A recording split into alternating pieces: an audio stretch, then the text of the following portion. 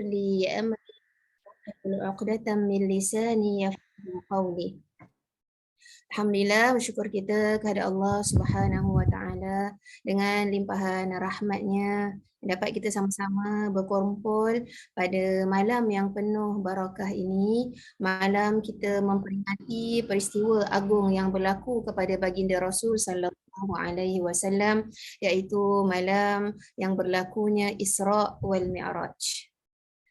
InsyaAllah, jadi dalam kesempatan ini, walaupun sebenarnya saya tahu banyak masjid-masjid yang membuat kuliah-kuliah, syarahan-syarahan, namun kami dalam Empowered Women mengambil kesempatan ini, mungkin di antara kita mungkin yang tak sempat pergi ke masjid. Jadi kita adakan platform untuk kita tidak ada alasan untuk tidak menghadiri dalam majlis ilmu untuk kita sama-sama mendapatkan manfaat dan keberkatan, khususnya untuk mendalamkan lagi ilmu pengetahuan kita terhadap agama ini, untuk mendekatkan diri kita kepada Allah, khususnya lagi untuk mempersiapkan kita menjalani ibadah Ramadan yang tak lama lagi. Okay? Jadi kalau kita ni dah masuk hari Isra Mi'raj, yang mana ianya berlaku pada 27 Rejab, bermakna Rejab tu sudah hampir berakhir. Dan akan memasuki kita bulan Sya'ban, di mana ulama pun menamakannya sebagai bulan Rasulullah sallallahu alaihi wasallam. Kenapa dinamakan bulan Rasulullah? Kerana di dalam bulan Sya'ban lah Rasulullah sallallahu alaihi wasallam banyak melakukan ibadah. Selain daripada bulan Ramadan, kata Sayyidatina Aisyah, bulan yang paling banyak Rasulullah berpuasa sunat ataupun kita panggil berpuasa selain daripada bulan Ramadan adalah pada bulan Sya'ban. Dan ini menunjukkan bahawa persediaan Rasulullah sallallahu alaihi wasallam ini melewati sebelum lagi masuk bulan Ramadan. Bermakna Rasulullah dah siapkan tubuh badannya, stamina-nya untuk menghadapi bulan Ramadan dengan membiasakan berpuasa pada bulan Sya'ban. Sebab itu ada kalanya kita dengar Rasulullah SAW ada kalanya berpuasa penuh pada bulan Sya'ban. Jadi begitulah juga dengan amalan-amalan sunat lain. Maka begitulah juga dengan para sahabat. Para sahabat mempersiapkan diri mereka untuk bulan Ramadan 6 bulan sebelum bulan Ramadan. Masya Allah. Bagaimana pula dengan kita? Persiapan dia bukan persiapan sahabat tu bukan persiapan kemas rumah, bukan persiapan nanti nak masak apa, tetapi persiapan mereka adalah amalan-amalan ibadah yang akan mereka lakukan. Maka sebelum datangnya bulan Ramadan, mereka nak membiasakan dulu amalan ibadah tersebut agar nanti di bulan Ramadan sudah menjadi satu amalan yang biasa, yang tidak akan mereka tinggalkan sewaktu bulan Ramadan. Baik, tanpa kita melengahkan masa yang lebih panjang, insya-Allah saya akan berkongsi slide mengenai apa yang saya dah siapkan sedikit mengenai apa tu sekejap okey. Bismillahirrahmanirrahim. Insya-Allah sempena malam Isra Mi'raj ini, saya ingin membawa anda sama-sama dengan saya. Saya juga ingin mengulang kaji, menguatkan lagi kita punya penghayatan kita terhadap Al-Quran khususnya. Kerana hanya Al-Quran ini sahajalah menjadi yang kita miliki untuk kita nak sampai kepada Allah Subhanahu Wa Taala, untuk agar kita dapat mencintai baginda Rasul sallallahu alaihi wasallam selain daripada kita mempelajari sirah Rasulullah sallallahu alaihi wasallam. Saya harap para pendengar dapat silentkan agar tidak mengganggu sepanjang sesi ini, ya. Insya-Allah, syukran. Ataupun admin boleh mutekan semua orang. Terima kasih. Okey. Bismillahirrahmanirrahim. Jadi insya-Allah topik yang akan kita sama-sama kongsikan pada malam ini adalah tadabbur mengenai surah An-Najm. Yang di mana saya akan fokuskan mengenai keagungan wahyu Allah Subhanahu Wa Taala iaitu Al-Quranul Karim. Kebiasaannya kita apabila menyambut malam Isra Mi'raj, sama ada kita akan memperkatakan tentang penurunan ataupun message yang Rasulullah sallallahu alaihi wasallam terima di malam Isra dan Mi'raj, iaitu kefarduan salat, ataupun kita biasa mendengar bahawa kita meraihkan malam Isra Mi'raj dengan mendengar ataupun menjelaskan tentang surah Al-Isra. Namun mengenai penjelasan surah Al-Isra itu telah saya sama-sama kongsikan pada sesi tahun lepas sewaktu menyambut Isra Mi'raj. Dan sebenarnya kalau siapa yang ingin mengetahui tentang surah Al-Isra, masih alhamdulillah boleh anda dapati dalam YouTube Empowered Woman SG. Saya ada buat sesi khas Kompas 114 malam Isra Mi'raj mengenai surah Al-Isra. Namun insya-Allah pada hari ini kita nak mempertingkatkan dari sudut lain pengetahuan kita mengenai surah An-Najm, di mana sebahagian ulama mengatakan bahawa surah Al-Isra hanya menjelaskan tentang perjalanan malam Rasulullah sallallahu alaihi wasallam, iaitu Isra-nya Rasulullah. Tetapi Mi'rajnya Rasulullah sallallahu alaihi wasallam daripada Masjidil Aqsa ke Sidratul Muntaha itu dijelaskan sedikit di dalam surah An-Najm ini. Dalam surah An-Najm. Namun fokus yang akan kita sama-sama bincangkan pada malam ini insya-Allah berkenaan dengan keagungan wahyu Al-Quran, kerana sebenarnya itulah mesej utama yang ingin disampaikan Allah Subhanahu Wa Taala dalam surah An-Najm ini. Admin tolong silentkan. Okay. Baik. InsyaAllah, mari kita sama-sama sebelum kita mendalami ilmu Al-Quran ini, kita membaca sedikit doa dengan dimulai dengan Al-Fatihah. Kemudian kita akan baca doa ini bersama. Moga Allah Subhanahu Wa Taala memberi pembukaan yang baik kepada kita. Moga Allah Subhanahu Wa Taala memberikan petunjuknya agar kita sama-sama beroleh manfaat dengan ilmu Al-Quran yang kita akan pelajari nanti insya-Allah.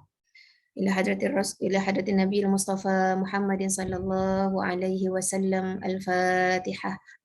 أعوذ بالله من الشيطان الرجيم. بسم الله الرحمن الرحيم. الحمد لله رب العالمين الرحمن الرحيم مالك يوم الدين إياك نعبد وإياك نستعين اهدنا الصراط المستقيم صراط الذين أنعمت عليهم غير المغضوب عليهم ولا الضالين. آمين. بسم الله الرحمن الرحيم. الحمد لله رب العالمين والصلاة والسلام على أشرف الأنبياء والمرسلين سيدنا محمد وعلى آله وصحبه أجمعين. اللهم اجعل القرآن ربيع قلوبنا ونور صدورنا وجلاء أحزاننا وذهاب همومنا وسائقنا إليك وإلى جنتك جنات النعيم. Ya Allah, ya Tuhan kami, jadikanlah Al-Quran sebagai penyejuk hati kami. Jadikanlah ia cahaya yang menyinari dada kami. Menjadikan Al-Quran itu sebagai penghapus duka lara kami, dan agar Al-Quran ini menjadi pemandu kami menuju kepadamu dan menuju syurgamu Jannatun Na'im.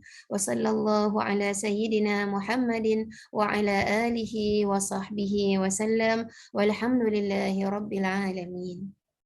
Alhamdulillah. Baik. Bismillahirrahmanirrahim. Dan kita akan memasuki surah An-Najm. Di mana surah An-Najm ini bermakna najmun daripada perkataan nun, jim dan mim yang bermakna bintang secara singular. Satu. Kalau banyak plural namanya nujum. Nujum. Kalau kita selalu ingat nujum pak belalang. Ahli nujum. Ahli nujum maknanya ahli yang pandai menilik nasib, menilik bintang-bintang. Okey. Jadi Allah Subhanahu Wa Taala ini menamakan surah yang istimewa ini dengan surah An-Najm. Pastinya ada hikmah, ada kelebihan di sebaliknya. Okay, kita lihat surah ini adalah surah yang ke-53 dalam susunan Al-Quranul Karim, yang mana Al-Quran kita ini memiliki 114 surah. Jadi dia surah yang ke-53 dalam urutan surah dalam Al-Quran. Surah An-Najm ini terletak selepas surah At-Tur. At-Tur ini maknanya gunung, ataupun yang dimaksudkan dalam surah At-Tur ini adalah Jabal Tur Sina. Tur Sina iaitu bukit Tur Sina yang di mana Nabi Musa alaihi salam menerima wahyu. Dan surah An-Najm ini selepas surah An-Najm adalah surah Al-Qamar, iaitu bintang. Bintang pula, bulan. Bulan. Jadi kita lihat An-Najm dengan Qamar ini dua-dua jenis kita panggil makhluk Allah yang Allah ciptakan di angkasa raya. Dan surah An-Najm ini terletak di dalam juzuk yang ke-27 di dalam Al-Quran. Maknanya dah di akhir-akhir fasa terakhir Al-Quran. Okey. Mengenai latar belakang surah ini pula, surah An-Najm ini adalah surah Makkiyah. Kalau dalam Al-Quran kita, para hadirin dan hadirat yang dikasihi, yang dirahmati oleh Allah sekalian, sebenarnya surah-surah di dalam Al-Quran ini boleh dibahagikan kepada dua. Surah Makkiyah ataupun definisinya surah yang Allah Subhanahu Wa Taala turunkan sebelum hijrah Rasulullah sallallahu alaihi wasallam ke Madinah, dan juga surah Madaniyah, iaitu surah-surah yang Allah Subhanahu Wa Taala turunkan selepas Rasulullah sallallahu alaihi wasallam berhijrah ke Madinah. Jadi para ulama ahli Al-Quran mengatakan bahawa terdapat ciri-ciri keistimewaan di antara ataupun ciri-ciri perbezaan di antara surah Makkiyah dan surah Madaniyah. Surah Makkiyah biasanya ciri-cirinya itu ayat-ayatnya tu pendek-pendek. Ayat-ayat ataupun topik surah-surah Makkiyah ini biasanya berligar sekitar keimanan kepada Allah dan menjauhi syirik kepada Allah, beriman kepada hari akhirat dan hari kebangkitan, beriman kepada kerasulan Nabi Muhammad sallallahu alaihi wasallam, bahawa baginda Muhammad sallallahu alaihi wasallam adalah utusan Allah yang Allah Subhanahu Wa Taala lantik sebagai nabi dan rasul untuk memberi peringatan, untuk menunjuki manusia ke jalan yang lurus. Jadi ini di antara konten terbesar ataupun topik besar yang biasanya surah-surah Makkiyah itu akan membincangkan, termasuk juga kisah-kisah umat terdahulu sebagai suatu peringatan kepada orang-orang yang ingkar kepada hari akhirat ataupun mengingkari keesaan Allah Subhanahu Wa Taala, mengingkari kekuasaan Allah, bahawa Allah ini berkuasa untuk melakukan apa yang telah kita lihat kepada kaum-kaum yang terdahulu. Jadi itu di antara ciri-ciri surah Makkiyah. Jadi saya berikan definisi sikit kepada anda. Mungkin anda yang mendengar sekarang ini mungkin belum pernah tahu tentang ciri-ciri surah Makkiyah dan ciri-ciri surah Madaniyah. Dan semoga dengan ilmu pengetahuan ini membangkitkan rasa kecintaan anda kepada surah-surah Al-Quran, membuatkan anda nak belajar lebih lagi mengenai Al-Quran. Kerana ilmu Al-Quran ini bukan sahaja ilmu untuk kita belajar membacanya, kemudian bukan sahaja belajar membaca dengan bertajwid dengan yang baik, alhamdulillah, namun mempelajari Al-Quran sebenarnya lebih dari itu. kita nak mempelajari Al-Quran, memahami apakah sebenarnya message utama yang Allah Subhanahu Wa Taala sampaikan kepada kita dalam surah-surahnya. Kita bayangkan bahawa Allah Subhanahu Wa Taala telah menurunkan kepada kita surat-surat, surat-surat cinta, surat-surat kasih sayang yang Allah Subhanahu Wa Taala turunkan dengan perantaraan Jibril kepada Nabi Muhammad untuk disampaikan kepada umat Nabi Muhammad. Namun alangkah sedihnya kalau kita ni tidak memahami apa sebenarnya maksud surah ni. Apa sebenarnya surat cinta ni, dia nak cerita, nak cakap pasal apa Tak faham apa maksud dia.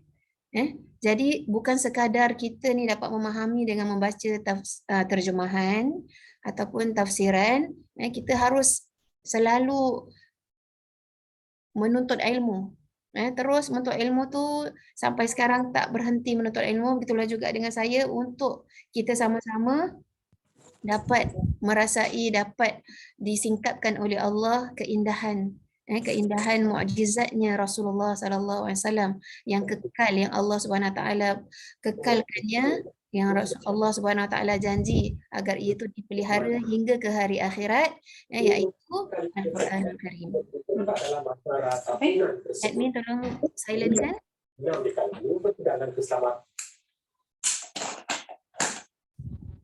Okey. Jadi kalau kita lihat balik, kita lihat bahawa surah An-Najm ini, kalau mengikut sirah Rasulullah sallallahu alaihi wasallam, An-Najm ini diturunkan pada bulan Ramadan pada tahun yang kelima kenabian. Pada tahun kelima kenabian bermaksud bahawa ketika itu Rasulullah sallallahu alaihi wasallam baru diperintahkan oleh Allah untuk berdakwah secara terang-terangan kepada penduduk Mekah. Jadi pastinya di situ ada confrontation. Maknanya ada di kalangan penduduk Mekah yang tidak menerima dakwah Rasulullah. Walaupun sebelum ini mereka beriman, mereka percaya, mereka kenal siapakah dia, Muhammad. Sedangkan mereka yang menggelarkan Nabi Muhammad ini sebagai Al-Amin. Al-Amin tu maknanya the trustworthy person, yang dipercayai. Mereka sendiri akan meninggalkan barangan-barangan berharga mereka kepada Muhammad, kepada Nabi Muhammad sallallahu alaihi wasallam sewaktu mereka bepergian. Maknanya kerana ketika zaman dulu contohnya, mungkin pintunya tak berkunci. Kemudian tak ada bank, tak ada bank yang mana boleh simpan barang-barang berharga, ataupun tak ada peti besi yang mana mereka boleh simpan, maka mereka akan titipkannya kepada orang yang mereka percayai. Antaranya adalah Nabi Muhammad sallallahu alaihi wasallam. Namun walaupun mereka tu percaya bahawa Nabi Muhammad ini tak pernah berlaku tidak jujur, orangnya amanah, orangnya tak pernah berbohong, orangnya suka melakukan, menolong orang, suka membuat kebaikan, tetapi mereka tidak dapat nak menerima sewaktu Rasulullah SAW menyuruh mereka meninggalkan sembahan nenek moyang mereka. Mereka tak boleh nak menerima bahawa Nabi mengajak mereka untuk tinggalkan apa yang selama ini mereka sembah. Maka kita akan lihat bahawa di dalam surah An-Najm ini, gaya bahasa di mana Allah Subhanahu Wa Taala ini memberikan bukti kepada mereka dan kepada kita sidang pembaca Al-Quran, untuk kita benar-benar yakin bahawa Al-Quran ini adalah daripada sumber yang agung, sumber yang datangnya daripada Allah Subhanahu Wa Taala melalui perantaraan malaikat Jibril yang dihormati, yang memiliki status yang tinggi di sisi Allah Subhanahu Wa Taala. Dipilih pula Allah Subhanahu Wa Taala memilih insan yang sempurna, yang istimewa di atas muka bumi ini, iaitu Nabi Muhammad sallallahu alaihi wasallam sebagai penyampai wahyu risalah ini. Jadi itulah sebenarnya mesej utama yang ingin disampaikan di dalam surah An-Najm ini. Moga dengan kita sama-sama nanti mendalami surah ini, moga akan tersingkap bertambah kecintaan kita kepada Al-Quran, untuk mempelajari Al-Quran, untuk mempelajari ilmu-ilmu di sebalik ayat-ayat Al-Quran, untuk kita mentadabburkan Al-Quran, khususnya nanti di dalam bulan Ramadanul Karim, insya-Allah. Baik, mari saya nak mengambil keberkatan keberkatan surah An-Najm ini. Saya akan bacakan surah An-Najm itu dulu. A'udzubillahi minasyaitonirrajim. Bismillahirrahmanirrahim. Wan najmi iza hawa. Ma dhalla sahibukum wa ma ghawa. Wa ma yantiqu 'anil hawa. In huwa illa wahyun yuha. Allamahu syadidul quwa. Dhu mirratin fastawa. Wa huwa bil ufuqil a'la. Summa dana fatadalla. فكان قاب قوسين أو أدنى فأوحى إلى ربه ما أوحى ما كذب الفؤاد ما رأى أفتمارونه على ما يرى ولقد رآه نزلة أخرى عند سدرة المنتهى عندها جنة المأوى صدق الله العظيم. Baik, untuk kita menghayati kandungan ayat-ayat yang dibacakan daripada ayat awal surah An-Najm hingga ayat ke-15. Mari kita sama-sama membaca terjemahan ayatnya dulu. Dengan nama Allah yang Maha Pemurah lagi Maha Mengasihani. Demi bintang semasa ia menjunam. Rakan kamu, yakni Nabi Muhammad sallallahu alaihi wasallam yang kamu tuduh dia dengan berbagai tuduhan itu. Saya nak jelaskan kat sini, di antara tuduhan yang dituduh oleh golongan penduduk Mekah, kafir Quraisy itu, di antaranya Rasulullah ini adalah tukang sihir, Rasulullah ini adalah tukang kahin, tukang ahli nujum, Rasulullah ini adalah orang yang berdusta. Okay. Maka dalam ayat ini Allah Subhanahu Wa Taala menjawab segala tuduhan yang dibuat oleh golongan penduduk Mekah yang tidak beriman kepada Nabi Muhammad ini dengan jawapannya, sesungguhnya rakan kamu yakni Muhammad ini tidaklah ia menyeleweng, iaitu menyeleweng daripada jalan yang benar. Bermaksud Rasulullah ini tidak pernah dari segi akidahnya mereka semua tahu bahawa Rasulullah ni daripada mudanya tidak pernah menyembah berhala, tidak pernah menyembah pokok-pokok, tidak pernah menyembah maknanya bintang ke, bulan ke, matahari. Tidak pernah. Jadi akidahnya Nabi Muhammad ini sentiasa lurus, dijaga oleh Allah Subhanahu Wa Taala. Dan ia pula tidaklah sesat. Ghawa, maksudnya dengan kepercayaannya yang salah. Jadi ini seolah-olah klaim daripada Allah, ataupun kita panggil pengesahan daripada Allah Subhanahu Wa Taala mengatakan bahawa Muhammad ini bukanlah orangnya yang sesat dan bukanlah orangnya yang menyeleweng. Ayat yang ketiga, dan ia tidak memperkatakan sesuatu yang berhubung dengan agama Islam itu menurut kemahuannya ataupun menurut pendapatnya sendiri. Wa ma yantiqu 'anil hawa. Rasulullah sallallahu alaihi wasallam ini, jadi kalau kita lihat terlihat daripada ayat 1 hingga 4 ini, Allah Subhanahu Wa Taala ni nak menjelaskan kejujuran Nabi Muhammad sallallahu alaihi wasallam itu sebagai penerima dan penyampai wahyu Allah Subhanahu Wa Taala. Ini sangat penting. Sangat penting Allah Subhanahu Wa Taala jelaskan kepada kita supaya kita tak ada keraguan kepada siapa yang Allah Subhanahu Wa Taala pilih ni. Bukan sembarang-sembarang orang, bukan calon-calon orang. Contohnya kita ni kalau dapat berita ataupun kita dapat WhatsApp, macam-macam WhatsApp suruh sebar-sebarkan. Kita pun tak tahu source-nya ni betul ke tidak. Kita tak tahu daripada siapa ni sampainya. Kita pun main sebar saja. Sedangkan Allah Subhanahu Wa Taala ini memberitahu kita message yang Allah Subhanahu Wa Taala sampaikan kepada kita, yakni Al-Quran ini daripada sumber yang jangan anda ragu terhadapnya. Langsung jangan ada keraguan kepadanya. Allahu Akbar, Allahu Akbar. Sebentar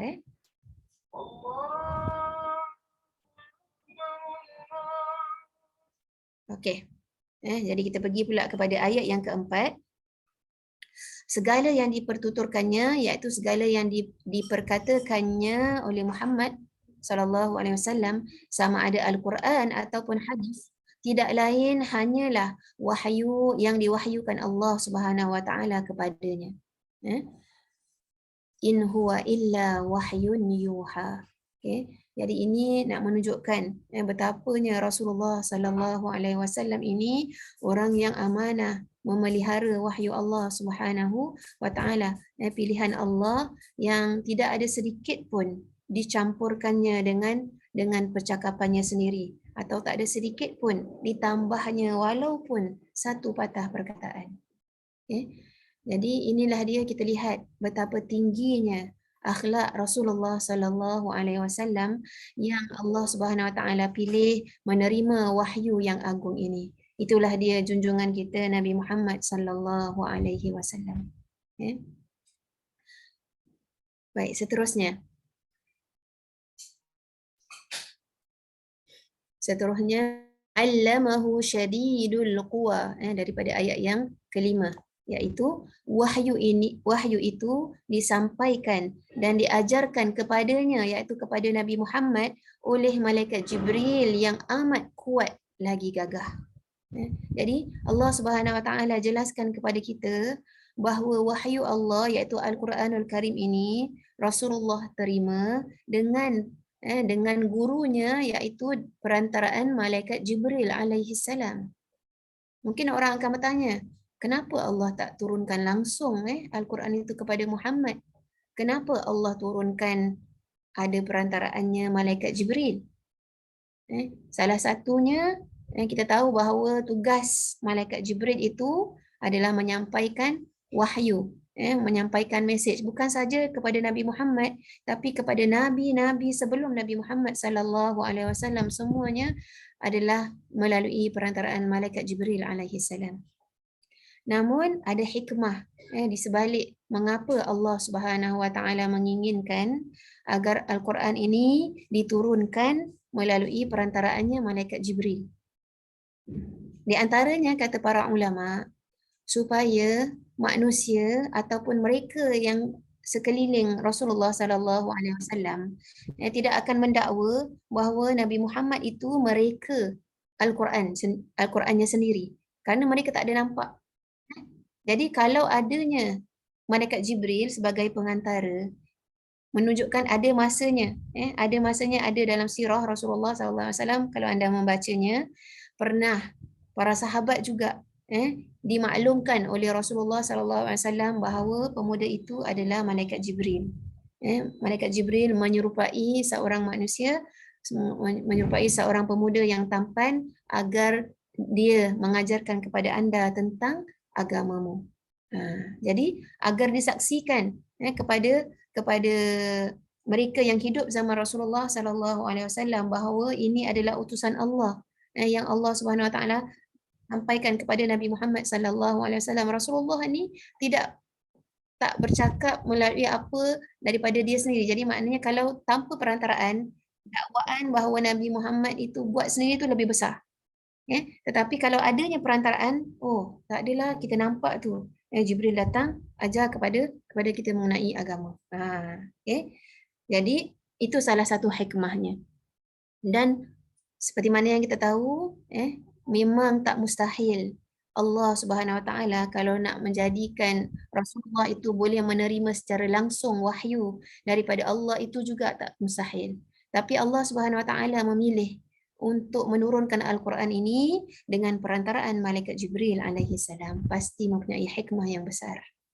Okey, maka ayat yang seterusnya ini, daripada ayat yang kelima ini, Allah Subhanahu Wa Taala menjelaskan, menceritakan kepada kita, memaklumkan kepada kita tentang siapakah dia, utusan yang Allah Subhanahu Wa Taala utuskan kepada Nabi Muhammad untuk menyampaikan wahyu Allah Subhanahu Wa Taala, iaitu malaikat Jibril. Dalam ayat yang kelima, Allah Subhanahu Wa Taala jelaskan bahawa malaikat Jibril ini adalah yang amat kuat lagi gagah. Syadidul quwa. Kekuatannya kerana apa? Salah satunya adalah malaikat Jibril merupakan ketua kepada para malaikat. Dan nanti kita akan baca di mana Rasulullah SAW menceritakan bagaimana rupa malaikat Jibril. Okay. Yang keenam, ayat yang keenam. Lagi yang mempunyai kebijaksanaan. Kemudian ia memperlihatkan dirinya kepada Nabi Muhammad SAW dengan rupa asalnya. Jadi kemudian sifat yang kedua yang diceritakan oleh Allah dalam surah ini, bahawa malaikat Jibril ini memiliki kebijaksanaan. Dzu mirrah, mempunyai kebijaksanaan. Macam mana nak jadi guru kalau tak mempunyai ilmu pengetahuan yang tinggi, kebijaksanaan yang tinggi, dan dianugerahkan oleh Allah Subhanahu Wa Taala kepada malaikat Jibril. Okey. Kemudian Allah Subhanahu Wa Taala memberitahu kepada kita bahawa Rasulullah sallallahu alaihi wasallam pernah melihat malaikat Jibril ini dalam bentuk rupa asalnya. Masya-Allah.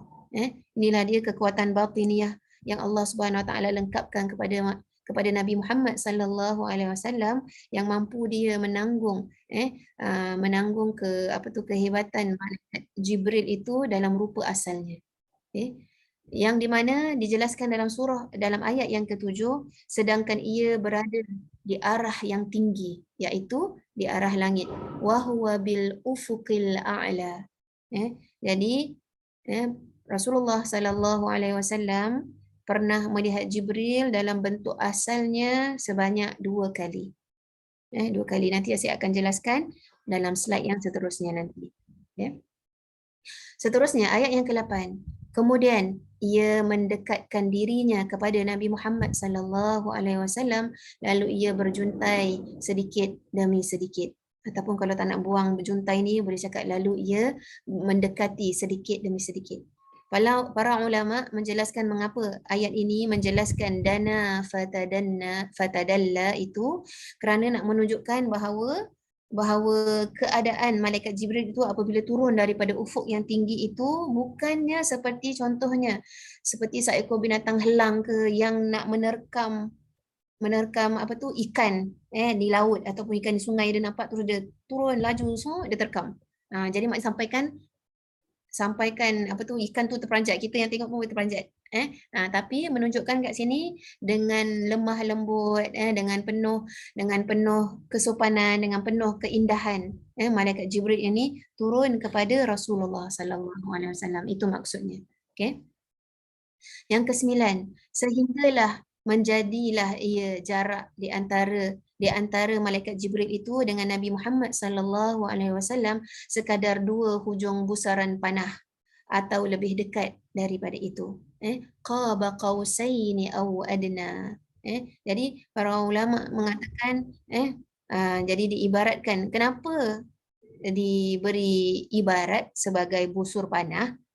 Kerana nak bersesuaian dengan keadaan pada zaman Rasul sallallahu alaihi wasallam, banyaknya sahabat ataupun penduduk Arab itu mengenali di antara alat mempertahankan diri mereka adalah memanah, adalah panah. Jadi itu yang sangat sesuai agar mereka dapat membayangkan busur panah itu daripada ujung, dipanggil ujung ke ujung tu, maknanya dekatnya tu mungkin satu hasta satu tangan gitulah. Jaraknya tu satu lengan tangannya. Macam itu dekatnya, sehinggalah daripada ufuk, daripada awal ketinggian itu, sehinggalah sampai maknanya kita panggil berdepan mata. Kalau kita dalam bahasa Melayu tu kita cakap mata bertentang mata. Maka mungkin itu yang dimaksudkan. Jadi diberikan ibaratnya qaba qausaini aw adna. berdepan dengan mata. Kalau di dalam hadis Jibril yang saya katakan bahawa malaikat Jibril itu pernah datang kepada Rasulullah, masuk ke dalam halaqah yang sedang Rasulullah bersama dengan para sahabat, itu menyerupai seorang manusia, dan malaikat Jibril itu duduk bertentangan mata juga dengan Rasulullah sallallahu alaihi wasallam hingga lutut bertemu lutut. Maksudnya dia dekatkan lututnya ke lutut, begitulah jaraknya. Dekatnya seorang guru dengan murid agar seorang murid itu dapat memahami dengan jelas apa yang ingin disampaikan oleh gurunya. Maka begitulah juga para hadirin dan hadirat sekalian, adabnya kalau kita nak mempelajari ilmu Al-Quran. Saya tak nafikan dengan adanya teknologi ini, alhamdulillah dapat mengaji secara online. Okay. Namun dia takkan sama dengan mempelajari Al-Quran dengan cara talaqi ataupun bermusyafahah. Itulah dia sunnah Rasulullah sallallahu alaihi wasallam, belajar Al-Quran dengan musyafahah dengan malaikat Jibril alaihi salam, iaitu melihat bagaimana cara keluar makhraj hurufnya, lihat bagaimana sengit ke mulut guru ataupun terbuka ke bila sebut huruf alif dan sebagainya, harus kita lihat agar kita dapat menyebut makhraj huruf, sifat huruf itu dengan baik. Okay. Maka moga dengan ini kita tahu bila masanya perlu secara online dan bila perlu masanya kita beri penekanan pada diri kita, tak boleh nak baca Al-Quran, saya nak belajar secara fizikal dengan berguru agar kita dapat mempunyai bacaan yang sempurna, yang baik. Yang baik, insya-Allah. Baik. Seterusnya, ayat yang ke-10. Fa'auha ila rabbihi fa'auha ila abdihi ma auha. Lalu Allah Subhanahu wa taala mewahyukan kepada hamba-Nya iaitu Nabi Muhammad sallallahu alaihi wasallam dengan perantaraan malaikat Jibril ini apa yang telah diwahyukan kepadanya.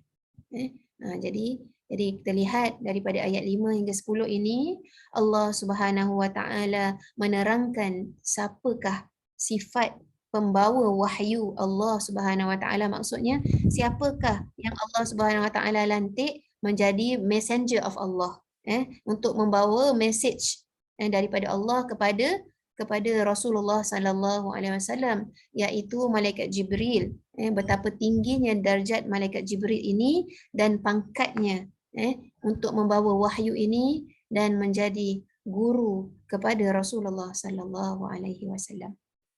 Okay. Baik, seterusnya. Seterusnya ayat yang ke-11 hingga 15 seperti apa yang saya bacakan tadi.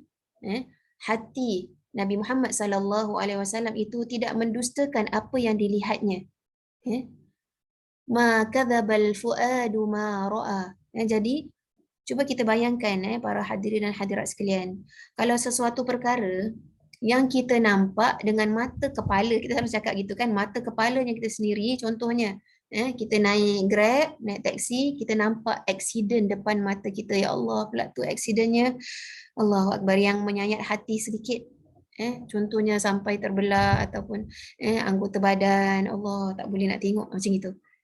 Adakah kita ni akan mendustakan orang yang menjadi saksi kejadian tersebut, sedangkan dia yang menyaksikan, dia explain, dia jelaskan kepada kita dengan penuh perasaan dia, pastinya saksi ni dia yang melihat sendiri kejadian itu, dia akan dengan penuh perasaan sedihnya, tak boleh nak lihat ke, mungkin muntah, mungkin ada yang tak dapat nak tidur. Adakah orang seperti itu kita nak dustakan sedangkan dia dah melihat? Maka begitulah juga dengan Rasulullah sallallahu alaihi wasallam. Rasulullah sallallahu alaihi wasallam sendiri yang telah diperjalankan oleh Allah pada malam Isra dan Mi'raj, Allah Subhanahu wa taala membuka hijab Rasulullah, pemandangan Rasulullah untuk melihat siksaan, untuk melihat nikmat, untuk melihat bertemu dengan para anbiya daripada Nabi Adam alaihi salam hinggalah Nabi Musa, Nabi Isa alaihi salam. Rasulullah bersolat dengan mereka, kemudian diangkat oleh Allah ke Sidratul Muntaha. Adakah kita nak mendustakan orang yang telah menjadi saksi kepada kebesaran Allah Subhanahu wa taala ini? Jadi itulah. Jadi kita lihat pastinya apabila Rasulullah sallallahu alaihi wasallam menyuruh kita melakukan sesuatu, mengajak kita untuk melakukan kebaikan, pastilah dia tu menginginkan kebaikan untuk kita. Maka kalaulah Rasulullah SAW menyuruh kita untuk meninggalkan suatu perkara kerana sayangnya dia kepada umatnya, tak nak, ya Allah, janganlah sampai umatku terkena seksa seperti mana yang dia dah nampak sewaktu di padang, sewaktu perjalanan Isra' dan Mi'raj tersebut. Maka itulah yang harus kita tanamkan dalam diri kita. Apa-apa yang dilakukan oleh Rasulullah, apa-apa yang diajarkan oleh Rasulullah sallallahu alaihi wasallam, tak lain tak bukan adalah untuk kebaikan umatnya.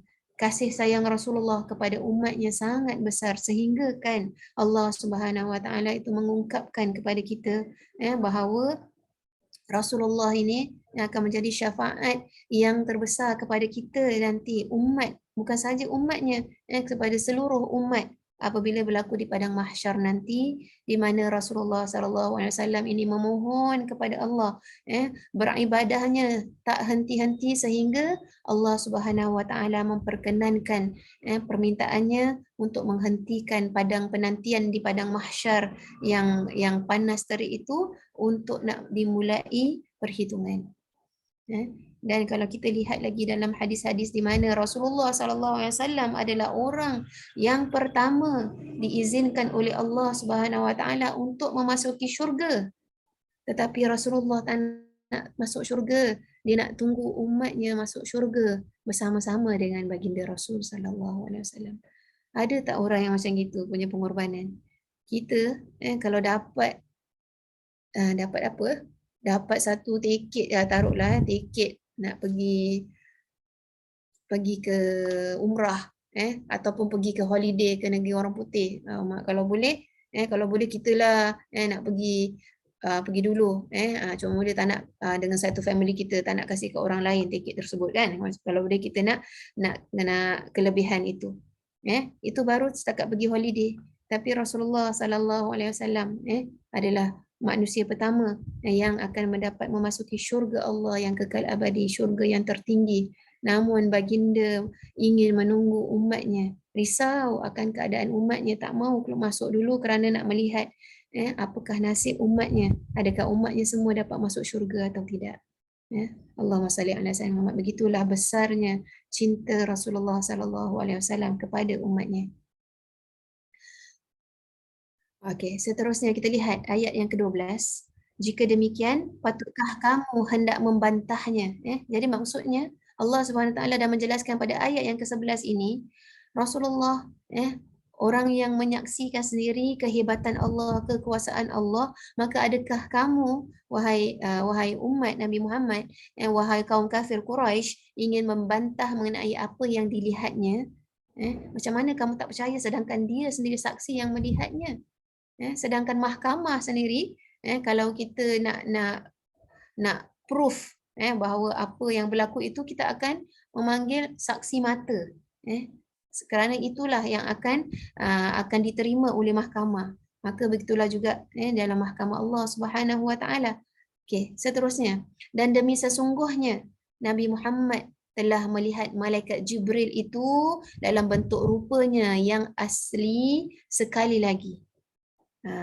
Allah SWT sebutkan dalam surah An-Najm ini bahawa Rasulullah SAW tadi yang pertama, kali ini yang kedua di mana? Di sisi Sidratul Muntaha. Inilah dia, saya katakan dalam surah An-Najm ini ada menjelaskan mengenai peristiwa Mi'raj. Mi'raj naiknya Rasulullah SAW ke 7 petala langit hinggalah sampai kepada kita panggil melepasi 7 petala langit itu ke Sidratul Muntaha. Maknanya selepas daripada langit yang ketujuh itu yang di mana digelar oleh Allah Subhanahu Wa Taala ini sebagai Sidratul Muntaha. Maknanya dah lepas pada ni dah tak ada lagi, maknanya itu dah sampai kepada apa tu kekuasaan Allah Subhanahu Wa Taala, beyond. Sedangkan malaikat Jibril sendiri berkata kepada Rasulullah sallallahu alaihi wasallam, aku dapat mengiringi kamu wahai Muhammad hingga ke sini saja, sampai Sidratul Muntaha. Sampai lepasi daripada ini, aku tak mampu untuk melepasi ini. Akan terbakar sayapku kalau aku melepasi had ini. Maka pergilah kamu bersendirian menyahut seruan Allah Subhanahu wa taala. Okey. Kemudian Allah Subhanahu wa taala menjelaskan kepada kita bahawa di Sidratul Muntaha itu yang di sisinya terletak syurga Jannatul Ma'wa. Wa indaha Jannatul Ma'wa. Jadi para ulama mengatakan terletaknya Jannatul Ma'wa itu iaitu di maknanya di Sidratul Muntaha. Allahu a'lam. Jadi itu yang disampaikan oleh Allah Subhanahu wa taala, pastinya kedudukan yang tertinggi. Sidratul Muntaha itu Jannatul Ma'wa.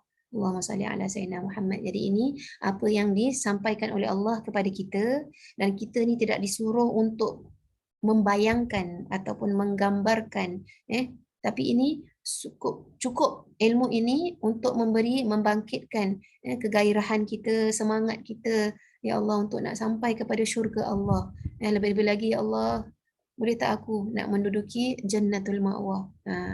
Jadi itu semua sesuatu yang ingin kita terapkan dalam diri kita apabila membaca ayat-ayat suci Al-Quran yang menceritakan tentang sifat-sifat syurga. Allahu Akbar. Baik.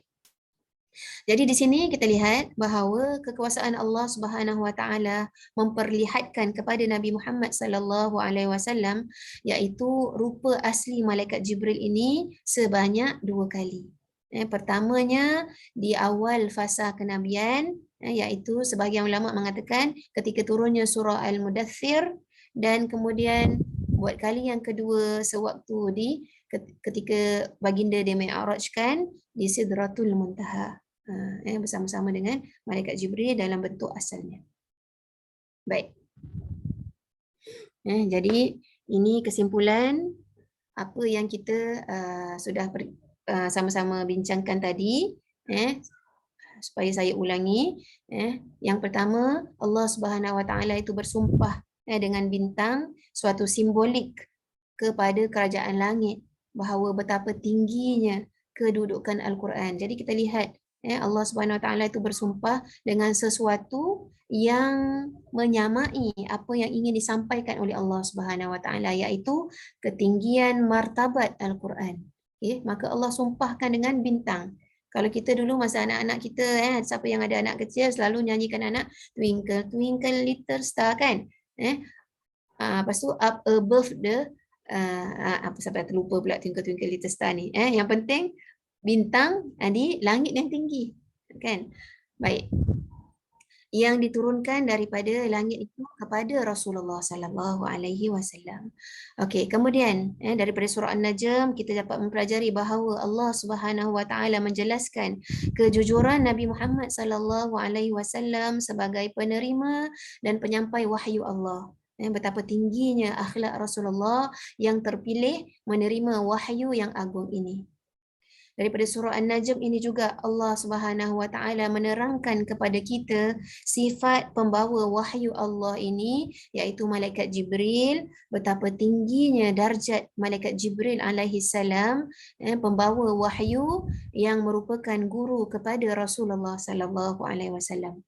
Dan yang terakhir dalam surah An-Najm ini kita dapat simpulkan bahawa Allah Subhanahu wa taala menjelaskan betapa tingginya nilai kandungan yang diperjuangkan oleh Al-Quran. Betapa tingginya nilai kandungan Al-Quran, kerana Al-Quran ini bukan hanya sekadar buku untuk dibaca, tetapi Al-Quran ini adalah hudan lil muttaqin, seperti mana dalam surah Al-Baqarah yang kita baca, iaitu petunjuk, dia adalah pedoman, dia adalah guide book untuk kita bagaimana sebagai seorang manusia ini kita nak menjalani hidup sebagai insan yang mendapat kejayaan di dunia dan dapat mendapat kejayaan di akhirat. Okey. Saya akan mengambil masa lagi setengah jam untuk saya mendetailkan sedikit setiap satu daripada poin yang 4 tadi. Moga ianya yang mendapatkan lebih lagi pemahaman yang lebih mendalam terhadap apa yang ingin disampaikan oleh Allah Subhanahu wa taala dalam surah An-Najm ini. Okey. Jadi tadi kita dah lihat bahawa mengapa Allah Subhanahu wa taala memulakan surah An-Najm ini dengan sumpahan. Cuba kita bayangkan, kita ni kalau dalam perbualan harian, Biasanya kita cakap ada sumpah ke atau kita cakap biasa? Kita jarang lah sumpah-sumpah kita panggil kita punya budaya orang Melayu, jarang lah kita cakap nak sumpah-sumpah pula. Tapi ada kalanya kita terpaksa bersumpah, cakap dia, ya Allah, demi Allah lah, saya ni tak bohong. Bila masa kita akan bersumpah begitu? Mungkin kerana audience ataupun orang yang mendengar, yang nak mendengar mesej yang kita nak sampaikan tu mungkin curiga dengan kita. Itu satu. Okay. Yang kedua, mungkin sesuatu yang kita nak sampaikan ini adalah isinya tu sangat penting, yang mungkin ataupun satu peristiwa yang besar yang mungkin kalau kita tak mendahului dengan satu sumpahan, orang ingat kita ni main-main. Maka begitulah juga senarionya dengan Allah Subhanahu Wa Taala. Mengapa Allah Subhanahu Wa Taala memulakan surah An-Najm ini dengan sumpahan?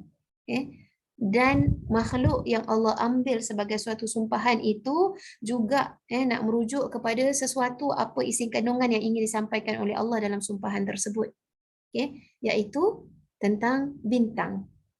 Di mana dalam surah An-Nahl, dalam surah yang lain, ini An-Najm. Najm maknanya bintang. An-Nahl maknanya lebah. Dalam surah lebah, ayat yang ke-16, Allah Subhanahu Wa Taala ada sebut, wa alamat wa bin najmi hum yahtadun. Allah Subhanahu Wa Taala menceritakan, memberitahu kepada kita bahawa Allah Subhanahu Wa Taala ini menciptakan tanda-tanda sebagai penunjuk jalan. Antaranya Allah Subhanahu Wa Taala menciptakan bintang-bintang, itulah agar mereka mendapat petunjuk. Jadi biasanya orang akan menggunakan bintang apabila contohnya dalam perlayaran di laut. Diorang tengok bintang untuk nak tahu mana east west. Mungkin belum ada dicipta kompas. Kemudian bintang juga ada masanya kalau waktu malam tak ada arah, tak ada matahari untuk kita nak tahu arah kiblat, maka di situ ada ilmu bagaimana ni kita nak tahu arah kiblat dengan melihat kepada bintang, agar kita ni dapat sebagai penunjuk jalan. Jadi disebutkan oleh Allah Subhanahu Wa Taala dalam ayat ini. Begitu juga bagi orang yang tidak beriman, mereka akan merujuk kepada ahli-ahli nujum, ahli-ahli yang mereka rasakan pakar untuk menilik bintang kita ni bintang apa, Scorpion ke, Scorpio ke, Libra ke dan sebagainya. Itu adalah fahaman orang-orang yang tidak beriman. Mengenai adakah hari ini nasib aku baik ke tidak. Semuanya balik kepada apa? Nak minta bimbingan, nak minta petunjuk, nak minta arah tujuan, nak minta hala tuju hidup. Maka sangat sesuai Allah Subhanahu Wa Taala mengambil makhluk An-Najm ini, ciptaan Allah iaitu bintang, untuk memulakan surah ini dengan sumpahan. Jadi dekat sini saya berikan sedikit informasi kepada anda. Sebenarnya di dalam Al-Quran, yang mana kita tahu ada sebanyak 114 surah di dalam Al-Quran, ada 15 surah yang Allah Subhanahu Wa Taala mulakan dengan sumpahan. 15 surah. Jadi surah An-Najm ini mengikut susunan Al-Quran, dia adalah surah yang keempat yang Allah Subhanahu Wa Taala mulakan dengan sumpahan. Dan kebanyakan surah-surah yang Allah mulakan dengan sumpahan itu terdapat di dalam juz 30. Juz surah-surah pendek ataupun kita panggil juz amma. Jadi contohnya apa? Contohnya surah wal asri innal insana lafi khusr. Kemudian lagi contohnya surah wal adiyati dhabha. Kemudian antaranya surah wattini wazzaitun, wadduha wal laili idza saja wal laili idza yaghsha wasyamsi waduhaha dan sebagainya. Jadi kita lihat banyak surah-surah yang dimulakan oleh Allah dengan bentuk sumpahan itu terdapat pada akhir-akhir surah ini. Jadi semoga dengan pengetahuan kita ini mengenai sumpahan ini bukan suatu perkara yang main-main, agar kita nanti bila kita membacanya dalam kita menunaikan solat, kita akan membacakannya dengan penuh pengertian, penuh menghayati apakah sebenarnya mesej yang kita baca dalam surah tersebut, insya-Allah. Kita tanamkan azam itu untuk kita laksanakannya di dalam bulan Syaban nanti ni, agar bila bulan Ramadan insya-Allah kita dah dapat menjiwainya. Surah-surah yang terdapat dalam juz Ammah tersebut. Okay. Maka kita lihat dekat situ, sumpahan pastinya menunjukkan perkara yang ingin disampaikan oleh Allah itu adalah suatu perkara yang besar dan suatu perkara yang penting, bukan suatu gurauan. Maka apakah dia sumpahan? Yang terkandung dalam mesej surah An-Najm ini, para ulama mengatakan yang Allah sumpahkan itulah bahawa Al-Quran ini adalah wahyu daripada Allah Subhanahu Wa Taala dan ia merupakan sumber petunjuk, petunjuk agama ini, agama Islam, dan sumber petunjuk kepada manusia. Sebab itu dikatakan in huwa illa wahyun yuha. Jadi menunjukkan janganlah kita ada perasaan was-was kita terhadap Al-Quran. Janganlah kita ada rasa keraguan terhadap Al-Quran. Hendaklah kita jadikan, sudah sampai masanya kita upgradekan pengetahuan kita, jadikan Al-Quran itu sebagai sumber memberi petunjuk kepada kita. Bagaimana kita nak merasakannya? Haruslah kita mempelajari, belajar tafsir, belajar ilmu tadabbur Al-Quran. Sekarang ni dah banyak saluran-saluran yang di Malaysia juga banyak. Saya juga ada conduct kelas Kompas 114 agar kita ni dapat bersama-sama. Bersama-sama kita ingin menghayati mesej yang ingin disampaikan oleh Allah dalam setiap surah-surah yang diturunkan oleh Allah kepada Nabi Muhammad sallallahu alaihi wasallam ini. Okey. Baik, seterusnya. Seterusnya yang kedua iaitu nak menceritakan tentang Rasulullah sallallahu alaihi wasallam yang kita dah baca daripada ayat yang ketiga hingga 3 ke 4. Sekarang ni saya highlightkan dalam surah An-Najm itu. Dan ia tidak memperkatakan sesuatu yang berhubung dengan agama menurut kemahuannya. Seperti mana yang Allah SWT sebutkan dalam surah An-Najm, wama yantiqu 'anil hawa. Rasulullah ini dia tidak mencampur adukkan langsung wahyu Allah itu dengan apa yang dia rasa. Kalau kita mungkin tambah-tambah, orang suruh kita sampaikan berita, kita sampaikan tapi kita tambah sikit, pasti kita akan tambah-tambah. Jarang kita tak tambah. Yang keempat, segala yang diperkatakan oleh Rasulullah sallallahu alaihi wasallam itu tidak lain hanyalah wahyu yang diwahyukan oleh Allah kepada baginda. Dalam ayat yang lain surah An-Najm ini pada ayat yang ke-11, hati Nabi Muhammad sallallahu alaihi wasallam itu tidak mendustakan apa yang dilihatnya. Iaitu ayat ma kadzabal fuadu ma ra'a. Maknanya dia tidak, hatinya tak boleh nak mendustakan apa yang dia lihat.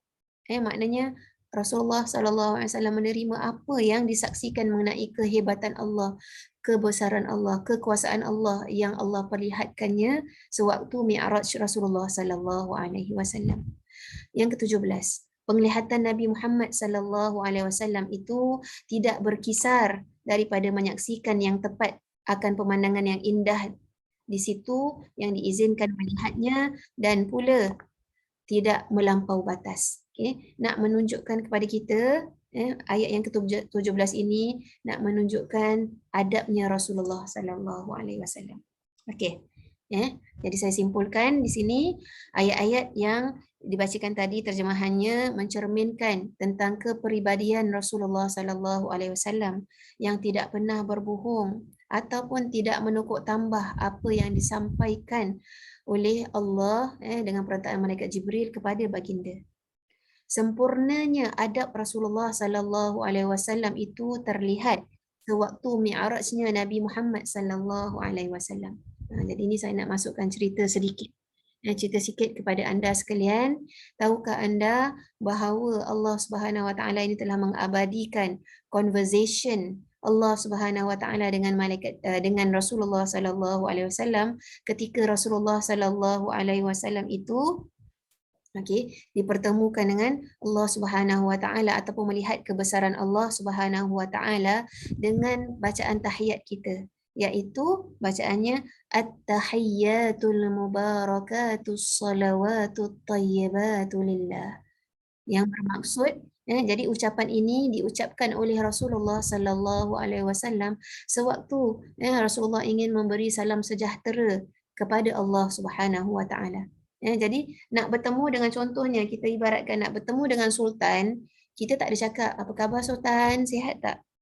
Awak sihat tak Sultan? Kita tak ada cakap macam gitu. Pastinya ada tata cara, ada adab sopan yang harus kita akur. Begitulah juga kita ni kalau nak berjumpa Presiden Halimah Yacob. Dia mesti ada dressing code dia, kemudian apa yang boleh kita cakap, bagaimana cara kita nak menjawab dan sebagainya, pasti dia ajar. Okay? Maka begitulah Rasulullah sallallahu alaihi wasallam tunjukkan at-tahiyyatul mubarakatus salawatut thayyibatu lillah.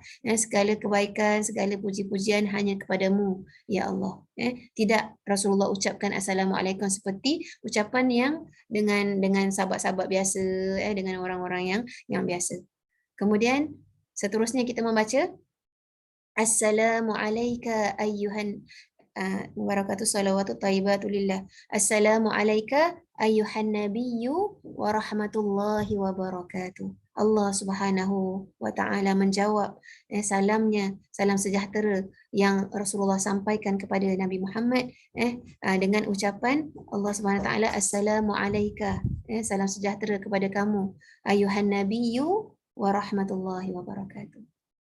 Kemudian apa yang dibalas lagi oleh Rasulullah sallallahu alaihi wasallam? Rasulullah bukan hanya sekadar di situ. Kita lihat adabnya Rasulullah sallallahu alaihi wasallam ataupun kasih sayangnya, ingatannya Rasulullah sallallahu alaihi wasallam kepada umatnya, diucapkan salam kita semua kepada Allah Subhanahu wa taala, bawa kita semua ingatan kita itu kepada Allah Subhanahu wa taala dengan ucapannya assalamu alaina wa ala ibadillahis salihin. Cuba kita bayangkan contohnya ada seorang pelakon atau seorang penyanyi yang dapat anugerah trofi di atas pentas. Dia akan selalu, biasanya dia akan cakap apa? Oh, saya ucapkan terima kasihlah kepada peminat-peminat saya yang selalu ni menyokong saya, selalu beri Jadi Rasulullah sallallahu alaihi wasallam itu dalam dia pada kedudukan yang tinggi di sisi Allah, namun tidak lupa dia kepada umatnya, kepada kita hamba-hambanya yang soleh itu dibawakannya agar kita mendapat juga kedudukan di sisi Allah Subhanahu wa taala. Okey, itu yang pertama. Jadi agar kita semua menghayati apabila kita membaca at-tahiyatul, itu adalah secabisan daripada peristiwa Mi'rajnya Rasul sallallahu alaihi wasallam bertemu Allah Subhanahu wa taala. Kemudian menjaga adab dan pandangan Rasulullah sallallahu alaihi wasallam, di mana pada ayat yang ke-17 kita lihat bahawa penglihatan Nabi Muhammad itu tidak berkisar daripada apa yang daripada menyaksikan dengan tepat. Ini para ulama tafsir mengatakan bahawa apabila seseorang itu bertemu dengan seorang raja, pastinya raja itu penuh dengan kemegahan, penuh dengan mungkin tahtanya yang indah. Namun takkan kita ni nak tengok depan mata macam mana kita ni jakun tengok. Minta maaf kalau saya gunakan perkataan tu kerana saya nak kasih pemahaman itu kepada anda. Macam kita ni jakun tengok rumah orang, oh cantiknya rumah awak ni, saya tengok atas, tengok bawah, tengok tepi, tengok, lepas tu kita pun tanya, kat mana ya awak beli ni? Cantiklah tu. Jadi ini Allah Subhanahu Wa Taala nak ungkapkan betapa adabnya Rasulullah sallallahu alaihi wasallam apabila melihat keindahan Allah, kekuasaan yang Allah Subhanahu Wa Taala nampakkan kepada baginda di waktu Mi'rajnya Rasul sallallahu alaihi wasallam. Kalau melihat tetapi sekadar apa yang diizinkan oleh Allah Subhanahu Wa Taala, tidaklah dia melihat dengan pandangan yang apa tu, seperti mana yang saya katakan tu, macam jakun tak pernah lihat. Dan pada masa yang sama juga Allah Subhanahu Wa Taala mengatakan dan tidak pula ia melampaui batas. Jadi adabnya Rasulullah sallallahu alaihi wasallam ketika di dalam Mi'rajnya Rasul sallallahu alaihi wasallam. Jadi subhanallah, itulah dia makhluk ciptaan Allah yang sempurna, tidak ada cacat celanya, yang Allah Subhanahu Wa Taala menyuruh kita untuk mengikuti jejak langkah Rasulullah sallallahu alaihi wasallam, kerana Rasulullah itu adalah Al-Quran yang berjalan. Bermaksud Rasulullah itu telah menjadikan dirinya sebagai suatu contoh tauladan kepada kita bagaimana sebagai seorang makhluk Allah yang memahami ayat suci Al-Quran bertindak, berkelakuan dengan sesama Muslim, dengan orang yang memusuhinya, dengan orang yang membencinya, semuanya kita boleh baca dalam sirah Rasul sallallahu alaihi wasallam. Semua akhlak Rasulullah adalah berpandukan Al-Quran Al-Karim. Kemudian yang terakhir dalam poin Rasulullah SAW ini, yang kita lihat bagaimana Rasulullah SAW itu menerima nasihat daripada Nabi Musa alaihi salam ketika mendapat perintah solat 50 waktu pada asalnya. Kemudian apabila dia turun ke langit yang ke-6, bertemu dengan Nabi Musa alaihi salam, Nabi Musa berpesan kepada Rasulullah SAW agar meminta keringanan daripada Allah. Takut umatmu tak dapat melaksanakan. Maka Rasulullah oleh kerana cintanya, sayangnya kepada umatnya, sanggup dia naik turun sehinggalah berjumlah 5 rakaat, di mana Allah Subhanahu Wa Taala mengatakan, aku tidak mengurangkan sedikit pun. 5 rakaat itu samalah seperti 50 rakaat. Allahumma salli ala Sayyidina Muhammad. Itulah dia Ar-Rahman Ar-Rahimnya Allah Subhanahu Wa Taala kepada umatnya. Baik, seterusnya saya laju sikit. Okey.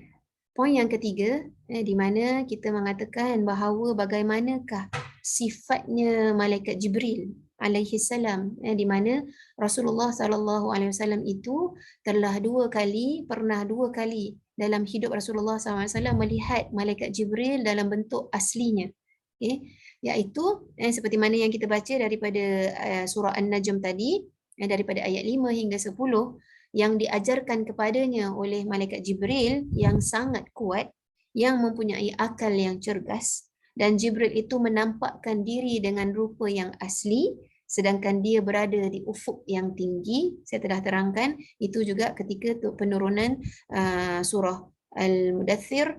Kemudian dia mendekat, lalu bertambah dekat lagi, maka jadilah dia dekat pada Nabi Muhammad sallallahu alaihi wasallam sejarak 2 hujung busur panah, atau lebih dekat lagi. Lalu dia menyampaikan kepada hamba-Nya Nabi Muhammad sallallahu alaihi wasallam apa yang telah Allah Subhanahu Wa Taala wahyukan. Jadi mengenai perkara ini, Rasulullah sallallahu alaihi wasallam sendiri ada bersabda dalam hadisnya yang direkodkan di dalam hadis Imam Bukhari yang diriwayatkan oleh Ibnu Mas'ud radhiyallahu an, bahawa Rasulullah sallallahu alaihi wasallam ini berkata tentang ayat ini, iaitu ayat dan sesungguhnya Nabi Muhammad telah melihat Jibril itu dalam rupa asalnya pada waktu yang lain, iaitu surah An-Najm ayat 13, di mana Rasulullah sallallahu alaihi wasallam bersabda, aku melihat Jibril sewaktu di Sidratul Muntaha, sewaktu perjalanan Mi'raj Rasul, dan malaikat Jibril itu memiliki 600 sayap yang berhamburan di bulunya intan dan permata dengan warna yang berbeza-beza. Allahumma salli ala sayyidina Muhammad. Okey, jadi kita lihat dekat situ betapa indahnya rupa malaikat Jibril, tak boleh kita nak bayang. Dia cakap bukan sahaja mempunyai 600 sayap tu, kita dah tak boleh nak terfikir. Kalau kita tengok dragonfly tu ada berapa? Ada 4 lah. Dragonfly tu 4 sayap dia tu kan. Kalau burung 2, dragonfly ada 4. Ini 600 sayap malaikat Jibril, nak menunjukkan kehebatan Allah pencipta para malaikat ini.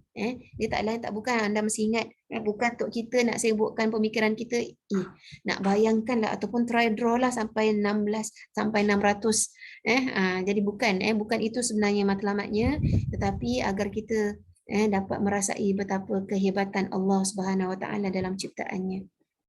Bukan sahaja 600 sayap, tetapi dipenuhi dengan kilauan, keindahan. Jadi intan, permata, warna yang berbeza-beza pastinya mengungkapkan kepada kita tentang apa?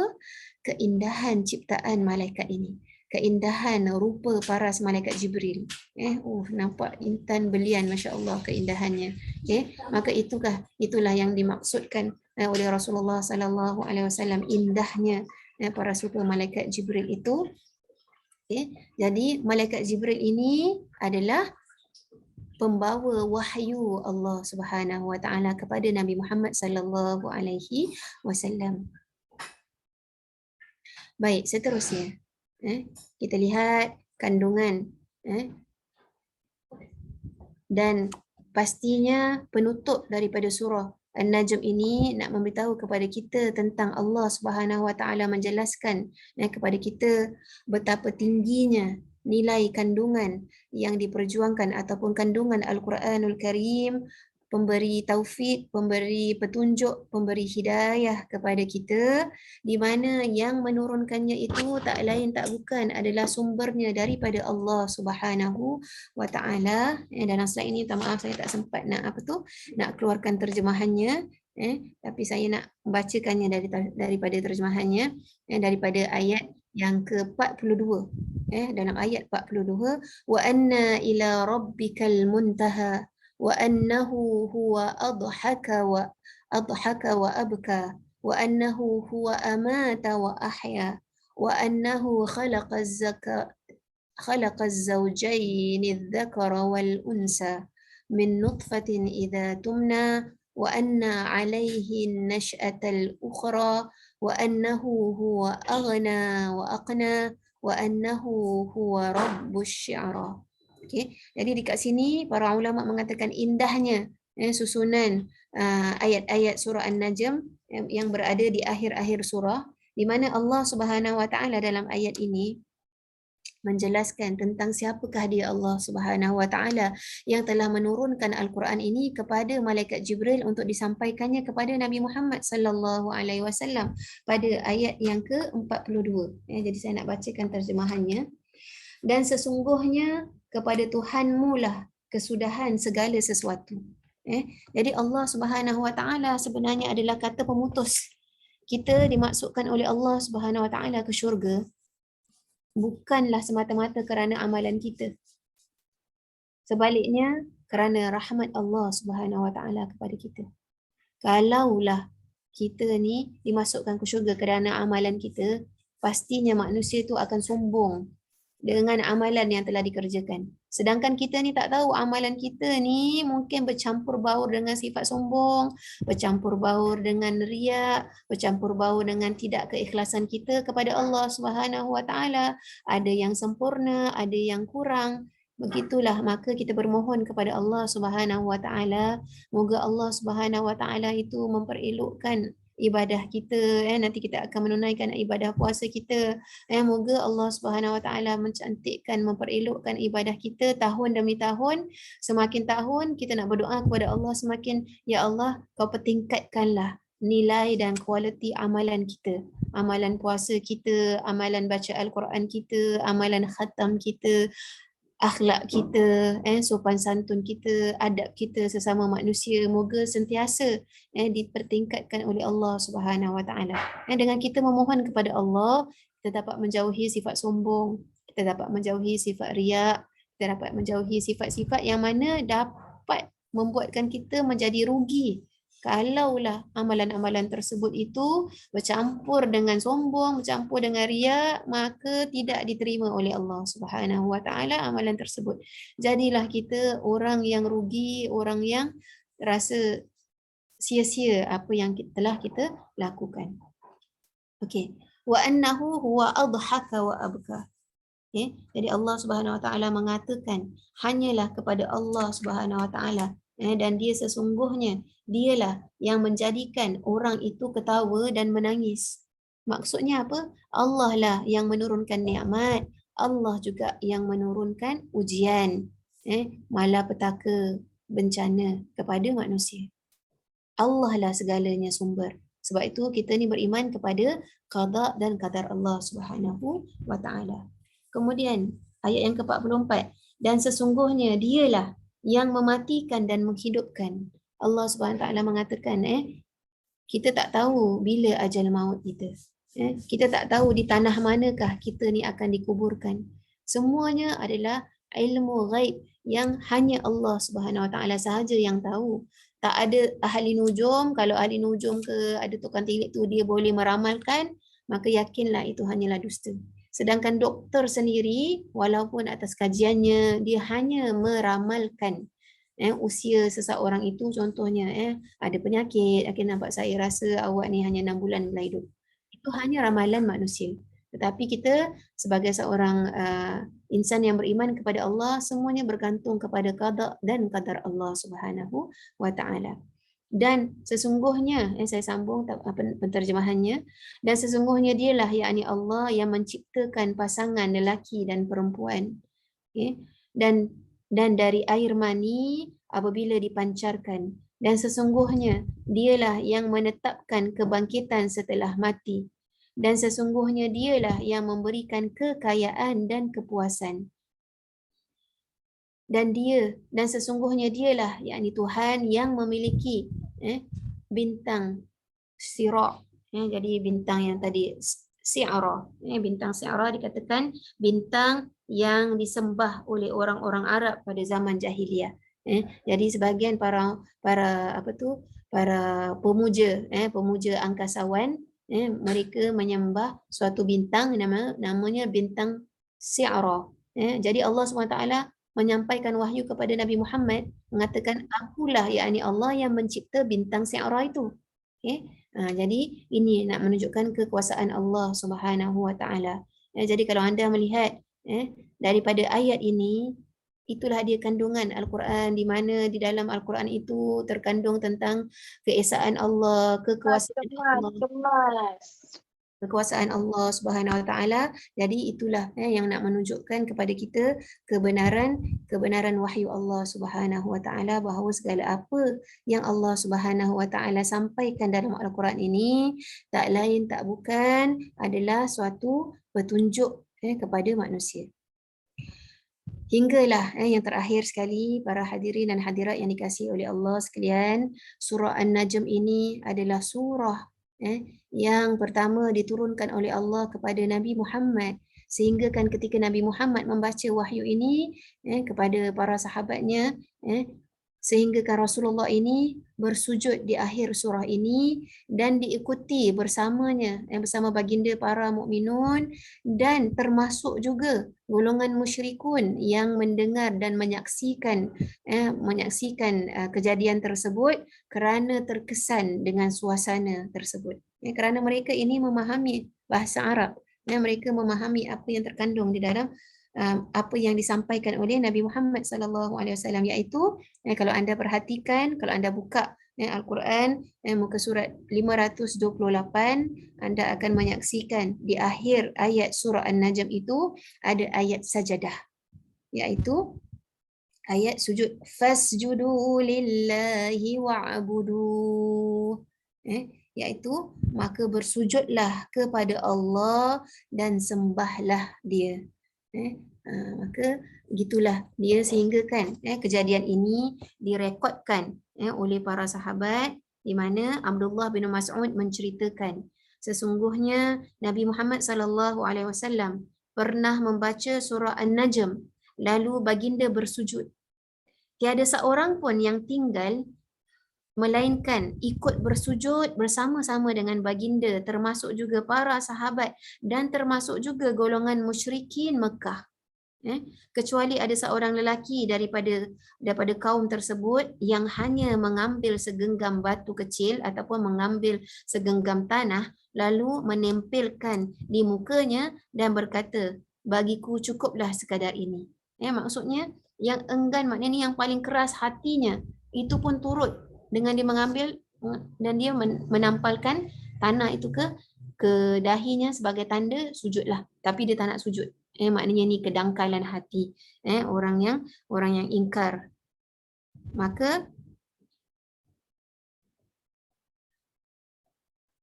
bagiku cukup sekadar ini, kata Abdullah bin Mas'ud, sesungguhnya di kemudian hari aku melihat lelaki itu yang terbunuh dan mati dalam keadaan kafir. Iaitu dia merupakan sebenarnya pembesar Quraisy yang tidak beriman kepada Rasulullah, malahan merupakan musuh ketat Rasulullah SAW, dan orang itu mati gugur di dalam peperangan yang pertama, iaitu perang Badar, sebagai kufur, sebagai orang yang kafir kepada Allah Subhanahu Wa Taala. Semoga dengan sedikit perkongsian mengenai surah An-Najm ini dapat kita sama-sama menyelitkan rasa keindahan surah-surah yang Allah Subhanahu Wa Taala turunkan kepada Nabi Muhammad, kepada kita umat Nabi Muhammad, untuk kita memahami mesej yang ingin disampaikan.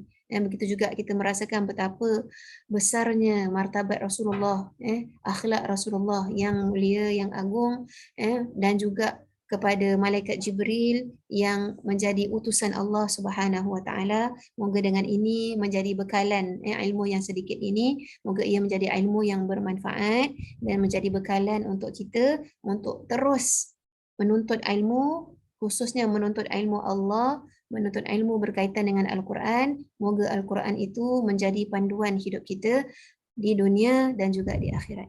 Amin ya rabbal alamin. Okey, saya ingin juga mengakhiri sesi ini dengan berdoa bersama-sama mengenai Al-Quran.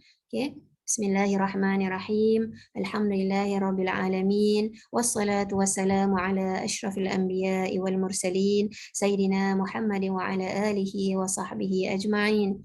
Allahumma ij'alil Qur'ana lana fid dunya qarina wa fil qabri mu'nisa wa fil qiyamati syafi'a وعلى الصراط نورا وإلى الجنة رفيقا ومن النار سترا وحجابا وإلى الخيرات دليلا وإماما.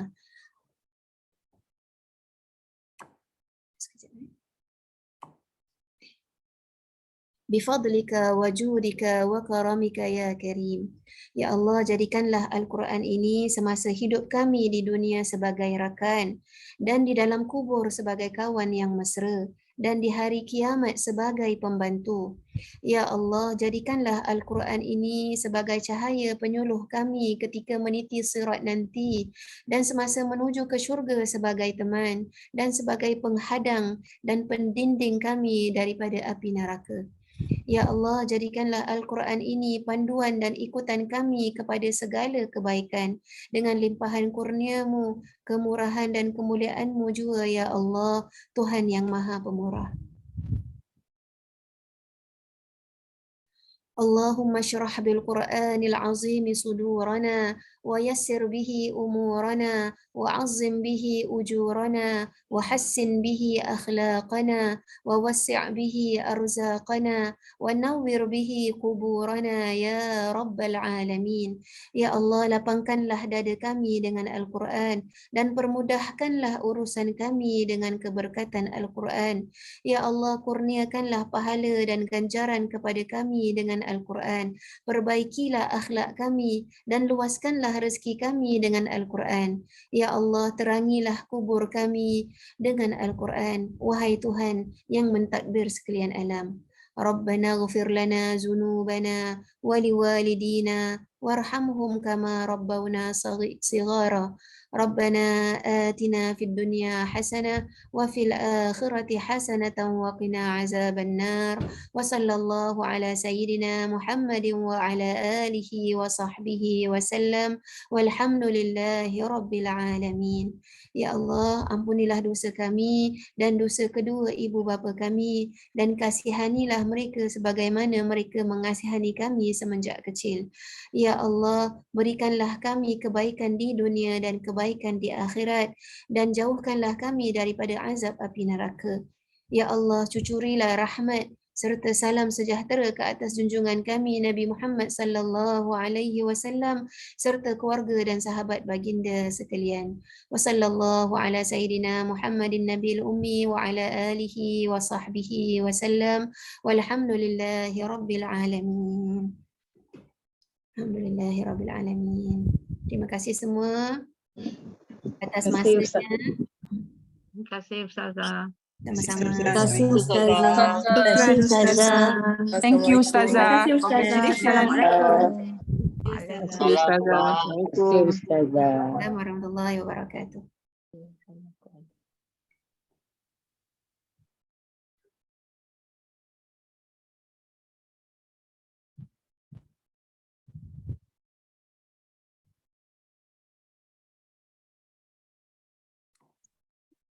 Assalamualaikum Ustazah. Assalamualaikum warahmatullahi wabarakatuh. Ya. Ya. I just want to mention, I think just now you wrongly mentioned instead of 5 waktu, you tersebut 5 rakaat. Oh, okey, tersasul lah. Itulah saya baru baca mesej ni. Okay. Okey. Alright, thank you Ustazah. Terima kasih. InsyaAllah yang rasanya orang lain pun dah baca lah mesejnya. Terima kasih kerana highlightkannya kat dalam chat. Terima kasih. Thank you. Assalamualaikum semua. Waalaikumsalam warahmatullahi wabarakatuh. Thank you.